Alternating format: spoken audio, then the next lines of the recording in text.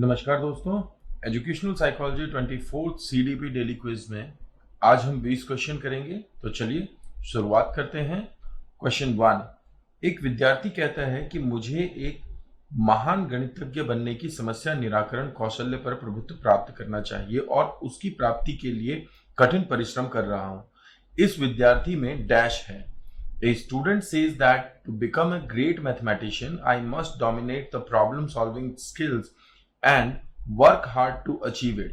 This student has option A, आंतरिक प्रेरणा यानी internal motivation, B, extrinsic motivation यानी बाह्य प्रेरणा, C, गणितीय प्रेरणा यानी मैथमेटिकल इंस्पिरेशन, या D, उच्च प्रेरणा हाई मोटिवेशन। तो आपको बताना है कि एक स्टूडेंट जो है वो जो अपनी प्रॉब्लम सॉल्विंग करके और मैथमेटिशियन बनना चाहता है, उसके अंदर कैसी प्रेरणा है। जी, इसका आंसर होगा ए, इंटरनल मोटिवेशन। अब इंटरनल मोटिवेशन के लिए आपको जो चीजें याद रखनी है वो the first and foremost thing is कि उसकी एक इंटरनल इंस्पिरेशन होनी चाहिए। अगर वो उसकी इंटरनल इंस्पिरेशन है, उसकी आकांक्षा अगर आंतरिक रूप से है, तो वो उसकी इंटरनल मोटिवेशन होगी। अब ये कैसे पता चलेगा? ये पता चलेगा जब वो किसी एक पर्टिकुलर प्रोसेस में खुद से कंपीट कर रहा होगा। आप देखिए उसको कि क्या वो अपने खुद पिछले एक्टिविटी से बेहतर होने की कोशिश कर रहा है। अगर ऐसा कहीं पे भी हो तो आप उसे इंटरनल मोटिवेशन के रूप में देखेंगे। बुद्धि लब्धि सामान्य सीमा क्या है? What is the general limit on intelligence?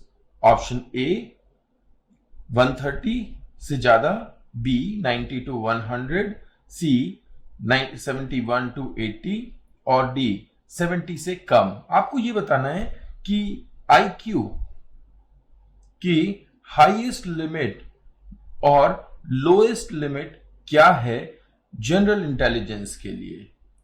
तो इजी क्वेश्चन बन जाता है। देखते हैं। यहां पे आपको ध्यान रखना है कि अगर कभी भी ऑप्शन अगर एग्जैक्ट वो नहीं दिया हुआ जो आपने याद किया हुआ है, तो उसके सबसे नियरेस्ट देखिए। तो यहां पे जो नियरेस्ट ऑप्शन है वो है 90 to 100। तो यहां पे समझने की बात यही है कि इट इज नॉट नेसेसरी कि जो आपने बुक्स में या कहीं पे भी याद कर रखा हो वो सही है। तो क्योंकि यहाँ पे बहुत सारे इफेक्ट होते हैं और नए नए शोध के आधार पे, रिसर्चेस के आधार पे भी क्वेश्चन आता है, लेकिन आपको नियरेस्ट याद रखना है। जो सबसे नियरेस्ट होगा आपके क्वेश्चन के, आपने जो याद किया हुआ है वो आंसर होगा। तो एक छात्र गणित के प्रश्न हल करने में बहुत परिश्रम कर रहा है। उसके पिता ने उसे अच्छे अंक लाने पर मोटरसाइकिल देने का वायदा किया। इसका अर्थ है a student is working hard in solving mathematical questions. His father has promised to give him a motorcycle for scoring good marks. This means option A, internal motivation, B, extrinsic motivation, C, mathematical inspiration, या D, internal and external motivation both। तो आपको ये देखना है कि अगर उसे cycle मिलने का वादा किया गया है तो फिर वो क्या होगा। तो यहां पे आपको याद रखना है कि अगर आपको कहीं भी दिख रहा हो कि रिइंफोर्समेंट है, रिइंफोर्समेंट दिया जा रहा है किसी भी काम के लिए, तो आप मारेंगे एक्सटर्नल मोटिवेशन। आप यहां पे आंसर लगाएंगे एक्सटर्नल मोटिवेशन। तो याद रखेंगे आप कि जिसे बिहेवियरिस्ट कहते हैं रिइंफोर्समेंट, उसी को मोटिवेशन पे काम करने वाले जो कॉग्निटिविस्ट या जो ह्यूमनिस्ट थिंकर हैं वो उसे मोटिवेशन के रूप में देखते हैं, एक्सटर्नल मोटिवेशन। तो इसी मैच करेंगे आप रिइंफोर्समेंट से। नेक्स्ट क्वेश्चन, फ्रॉइड के अनुसार आक्रामक व्यवहार का संबंध निम्न में से किससे होता है? तो आक्रामक व्यवहार यानी कि एग्रेसिव बिहेवियर, तो ए कुंठा से, बी टेंशन से, सी लाइफ वैल्यू ट्रेंड से यानी कि लाइफ इंस्टिंक्ट से, या डी मृत्यु मूल्य प्रवृत्ति यानी डेथ इंस्टिंक्ट से। तो आपको यह आंसर देना है कि जो एग्रेसिव बिहेवियर होता है वो क्यों होता है। तो यहां पे ध्यान रखेंगे, डेथ इंस्टिंक्ट को थैनोस के रूप में देखा था फ्रॉइड ने, और लाइफ इंस्टिंक्ट को एरोस के रूप में देखा था। ये दोनों ग्रीक टर्म्स हैं। तो जो थैनोस है वो डेथ इंस्टिंक्ट है, यानी जहां पर भी आप कोई भी नेगेटिव प्रवृत्ति देखेंगे तो थैनोस है, और अगर पॉजिटिव देखेंगे तो एरोस है। और इन्हीं के आधार पे उसने डॉक्ट्रिन ऑफ, यहां पे याद रखना है आपको, डॉक्ट्रिन ऑफ ऑपोजिट्स दिया है। इट मीन्स अगर कोई व्यक्ति जो होता है वो अगर बहुत ज्यादा लीनियंट है तो उसके अंदर छुपी हुई एक अन्य पर्सनालिटी बहुत एग्रेसिव हो सकती है, लेकिन ये जो एग्रेसिवनेस होती है ये उसके डेथ इंस्टिंक्ट के कारण आती है, इसलिए यहां पे होगा answer D, right. Next question, निम्नलिखित सब में से शब्दों को न पहचान पाना किस प्रकार का अधिगम अक्षमता है? Which of the following type of learning disability is about not recognising words? Option A dyslexia, B dysgraphia, C dyscalculia और D none of these. Easy question है, आपको देखना है कि अगर कोई रिकग्नाइज नहीं कर पा रहा है वर्ड्स को तो वो कौन सी डिसेबिलिटी है। जी हाँ, इसका आंसर होगा डिसलेक्सिया। लेक्स मतलब हमने पिछले क्लास में भी बात की थी कि ये लैंग्वेज से संबंधित है। डिस्ग्राफिया यानी कि वो ग्राफ नहीं कर पा रहा है, और डिस्कैल्कुलिया तो कैलकुलेशन से संबंधित प्रॉब्लम होती है। यहां पे आंसर होगा डिसलेक्सिया। आप इसके एग्जाम्पल के लिए देखिए, मूवीज एक बहुत बढ़िया पेडागोजिकल सोर्स के रूप में काम करती है, तो इसके आंसर के लिए अगर आप तारे जमीन पर अगर मूवी जो है उसका एग्जाम्पल रखेंगे अपने सामने तो शायद बेटर रहेगा समझने के लिए। नेक्स्ट क्वेश्चन, क्वेश्चन 6, सीसीई क्या है? तो सीसीई की फुल फॉर्म बतानी है, तो A continuous test, B curriculum and curriculum evaluation, C continuous and comprehensive evaluation और डी अनिवार्य व्यापक मूल्यांकन कंपल्सरी कॉम्प्रिहेंसिव असेसमेंट। तो इसमें आंसर क्या होगा आपको ये बताना है। इजी क्वेश्चन है, सीसीई। तो आंसर होगा इसका सतत एवं व्यापक मूल्यांकन, कॉन्टिन्यूअस एंड कॉम्प्रिहेंसिव इवैल्यूएशन। तो अगर आप कॉन्टिन्यूअस की बात करें तो यहां पे हम बात करते हैं फॉर्मेटिव की, और जब हम बात करते हैं कॉम्प्रिहेंसिव की तो हम बात करते हैं समेटिव की।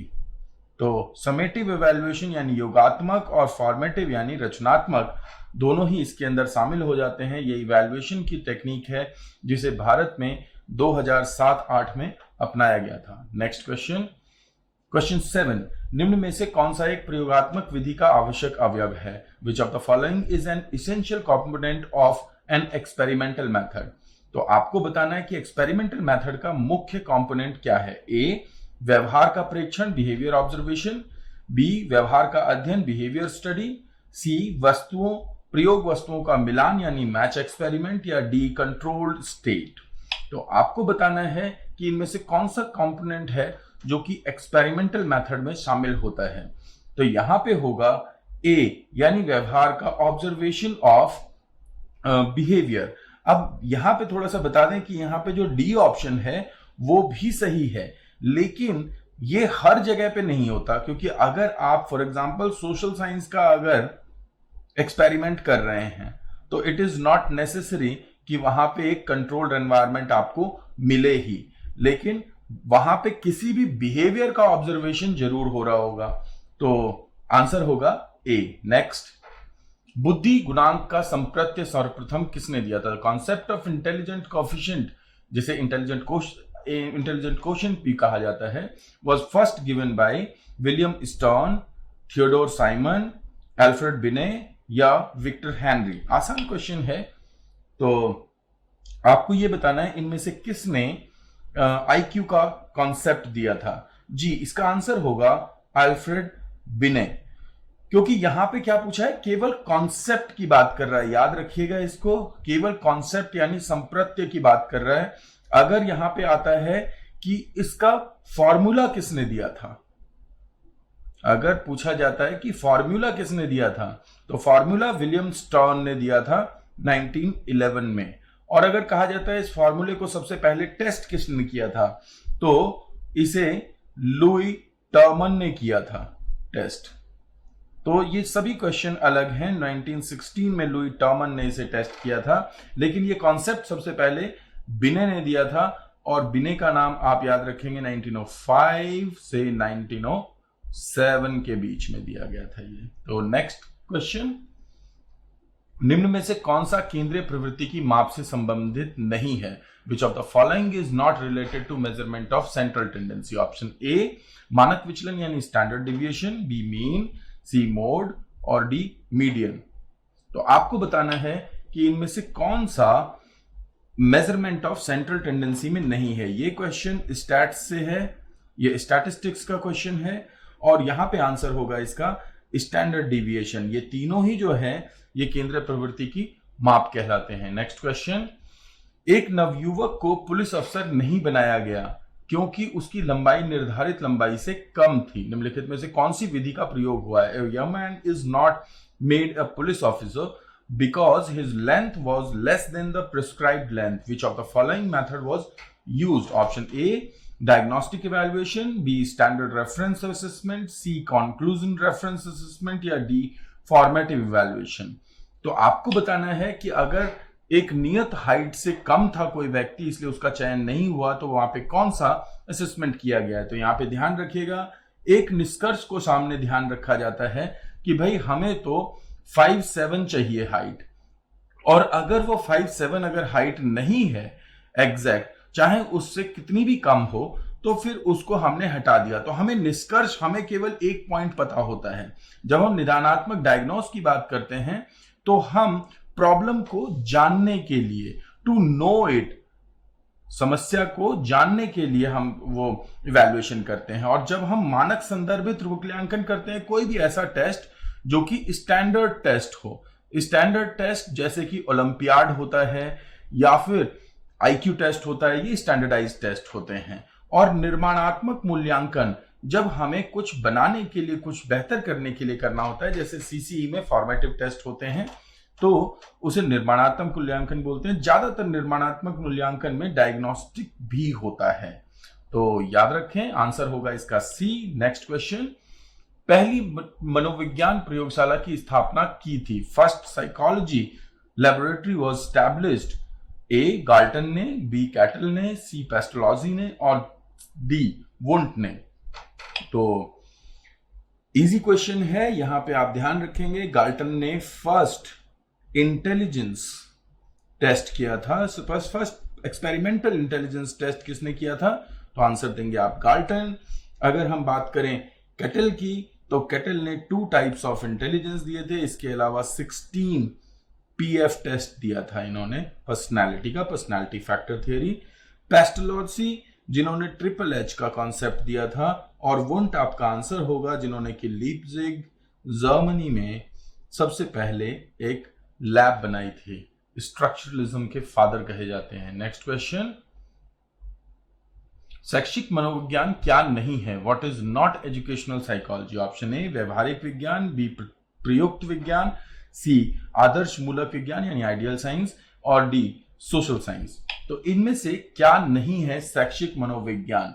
हम यहां बात कर रहे हैं एजुकेशनल साइकोलॉजी की, और इसका आंसर होगा आइडियल साइंस। आइडियल साइंस जैसी कोई टर्म नहीं होती है, अप्लाइड साइंस है, बिल्कुल सही, क्योंकि अप्लाइड यानी कि इसके 2 सेक्शन हैं, एक तो है इसका प्रैक्टिस और दूसरा है इसका थियरी। इसके अलावा भी होते हैं, जैसे कि इसके अंदर हम थॉट्स की बात करते हैं, हम इसके अंदर फिलॉसफी की बात करते हैं, लेकिन व्यवहारिक विज्ञान है, प्रयुक्त विज्ञान है, सोशल साइंस भी है, क्योंकि इसके अंदर हम सोसाइटी के यानी कि साइको सोशल पर्सपेक्टिव की भी बात करते हैं, लेकिन ये सी यानी आदर्श मूलक विज्ञान नहीं है। नेक्स्ट, एक बच्चे को गुलाब का कांटा चुभ गया जिससे उसको काफी चोट पहुंची। आगे चलकर वह लाल पोशाक या किसी भी रंग की चीज को देखकर डरने लगा या लगी। यह उदाहरण है, a child got a prick of rose which hurt him a lot. Later on, he was scared to see red dress or any colored thing. This is an example of stimulating normalization, response normalization, normalization of both stimulant and responses, or neither normalization of stimulant or nor responses. तो अगर एक कांटा चुभा, वो गुलाब का था, गुलाब लाल रंग का था, तो उसे लाल हर चीज से प्रॉब्लम हो गई, तो वहां पे रेड कलर का एक स्टिमुलस था, उस स्टिमुलस का नॉर्मलाइजेशन हो गया, जो भी चीज उसे रेड दिखी उसी से उसको डर लगने लगा। तो इसे बोलते हैं स्टिमुलेंट नॉर्मलाइजेशन या जनरलाइजेशन। ध्यान रखिएगा, जनरलाइजेशन यही है जो कि नहीं सिखाना चाहते थे पैवलोव ने सबसे पहले इसे बिहेवियरिज्म के कंसर्न में समझाने की कोशिश की थी। What is stimulus generalization? Stimulus generalization is this is the best example कि अगर एक व्यक्ति को एक कांटा चुभ गया जो कि गुलाब के फूल का था, गुलाब का फूल लाल था, अब उसे हर लाल चीज से डर लगने लगा। So this is kind of stimulus generalization. Next question, बच्चे अपने वातावरण के साथ संबंध बनाते हुए अपनी समझ का विकास कर लेते हैं। किसने कहा था? Children develop their understanding by making connection with their environment. Who said? तो आसान क्वेश्चन है। ए स्किनर, बी गिलफोर्ड, सी पियाजे, डी बर्ड। बर्ड यानी सिरिल बर्ड की बात कर रहे हैं हम। स्किनर जिन्होंने की खास करके रीइंफोर्समेंट शेड्यूल की बात की है, रीइंफोर्समेंट शेड्यूल की बात की है और टीचिंग मशीन बनाई थी। जहां तक जेपी गिलफोर्ड की बात करें तो इन्होंने 3 डायमेंशनल इंटेलिजेंस दिया था और ये बात करते हैं क्रिएटिविटी और उसके साथ में डाइवर्जेंट थिंकिंग की। पियाजे की ये लाइन है जिन्होंने की बात की थी कि सबसे ज्यादा महत्वपूर्ण होते हैं अनुभव। याद रखिएगा, अनुभव। हम जो अनुभव बनाते हैं एनवायरमेंट में, यानी कि कनेक्शन टू द एनवायरमेंट, उसी को अनुभव कहते हैं और इन्हीं अनुभवों से हम अपनी समझ का निर्माण करते हैं, बच्चे अपनी समझ का निर्माण करते हैं। इसको जेनेटिक एपिस्टेमोलॉजी के रूप में इन्होंने देखा था, तो ये आप याद रखेंगे। इसके बाद सिरिल बर्ड आते हैं जिन्होंने कि इंटेलिजेंस पे काम किया था, जिसके लिए इनकी बहुत सारी आलोचना भी की जाती है। यहाँ पे आंसर होगा पियाजे। नेक्स्ट क्वेश्चन, वह बच्चे जिनकी मानसिक आयु उनकी कालानुक्रमिक आयु से कम होती है कहलाते हैं। Children whose mental age is less than their canonical age are called A प्रतिभाशाली बालक, B सामान्य बालक, C अधिगम बालक या D मंदित बालक। तो जो बच्चे हैं उनकी जो क्रोनोलॉजिकल एज है उससे कम है उनकी मेंटल एज, तो वो क्या कहलाते हैं? तो देखिए, जनरली टर्म तो यहाँ पे रिटार्डेड चाइल्ड यूज की जाती है, बट इसके अंदर फिर बहुत सारे इंट्रिग्स हैं जिनकी हम बाद में बात कर लेंगे, पर यहाँ पे आंसर डी होगा इन दिए गए ऑप्शन में, जो कि आसान भी है। नेक्स्ट क्वेश्चन 16, निम्न में से कौन सा विचलनशीलता की माप से संबंधित नहीं है? Which of the following is not related to the measurement of deviation? Option A माध्य, बी बहुलक यानी mode, C A and B both और डी मानक विचलन स्टैंडर्ड डिविएशन। तो देखते हैं, हमने अभी एक स्टैट्स का क्वेश्चन किया था, ये क्वेश्चन भी स्टैट्स का ही है और इसमें आंसर होगा ए एंड बी बोथ, दोनों ही मानक विचलन से संबंधित नहीं है, तो आंसर होगा सी। नेक्स्ट क्वेश्चन, संज्ञानात्मक विकास से संबंधित है, is related to cognitive development. Option A Jean पियाजे, B Bruner, C A and B both और D none of these. Easy question है। तो कॉग्निटिव डेवलपमेंट की अगर बात करें तो कॉग्निटिव डेवलपमेंट एक स्कूल ऑफ थॉट के रूप में ब्रूनर ने स्टैब्लिश किया था, हालांकि इस पे सबसे पहला काम पियाजे ने किया था, तो ए और बी बोथ होगा, आंसर होगा C. Next question, id ego और सुपर ईगो संबंधित हैं। Id ego super ego are related to a व्यक्तित्व से यानी पर्सनालिटी से, B from animals, C from the nervous system और डी नन ऑफ दीज। तो किस चीज से संबंधित हैं ईद ईगो और सुपर ईगो? जी, तो इसकी बात जो सबसे पहले जो साइकोलॉजी में की है वो किसने की है? वो की है फ्रॉइड ने। तो हालांकि उससे पहले भी चर्चा होती रही है, लेकिन एक अलग साइकोएनालिटिक स्कूल ऑफ थॉट के अंतर्गत पर्सनैलिटी के 3 आयामों ईद ईगो और सुपर ईगो को बात की गई थी। किसके द्वारा? फ्रॉइड के द्वारा। तो ये पर्सनैलिटी के लिए आएगा। नेक्स्ट क्वेश्चन, समायोजन का संबंध है, एडजस्टमेंट इज कंसर्न, मानसिक विकास से, सामाजिक विकास से, शारीरिक विकास से या संवेगात्मक विकास से? तो रिपीटेड क्वेश्चन है, जिन लोगों ने पिछले क्वेश्चनर्स किए होंगे उनके लिए ये आसान होगा। जी, इसका आंसर होगा सोशल डेवलपमेंट से। आप जब इंटरनल एडजस्टमेंट भी करते हैं तो भी एक्सटर्नल एडजस्टमेंट को क्रिएट करने के लिए करते हैं, इसलिए आंसर होगा बी। और आज का लास्ट क्वेश्चन, प्रत्यक्षीकरण प्रत्यय को दिया था। The concept of perception was given by A Tolman, B Hull ने, सी वर्टमर ने और डी वॉटसन ने। तो वर्टहाइमर, वॉटसन, हल या टॉलमैन, किसने प्रत्यक्षीकरण यानी परसेप्शन का कॉन्सेप्ट किसने दिया था? तो आप यहां पे याद रखिएगा, फी फिनोमेना पे काम किया था। और जहां तक बात है गेस्टाल्ट की, तो इसकी शुरुआत होती है वर्टहाइमर से, और इसलिए इसका आंसर होगा सी, वर्टहाइमर, जिसे आप वर्दीमर भी बोलते हैं। हल ने काम किया था रीइंफोर्समेंट पे, और इन्होंने ड्राइव रिडक्शन थियरी दी थी।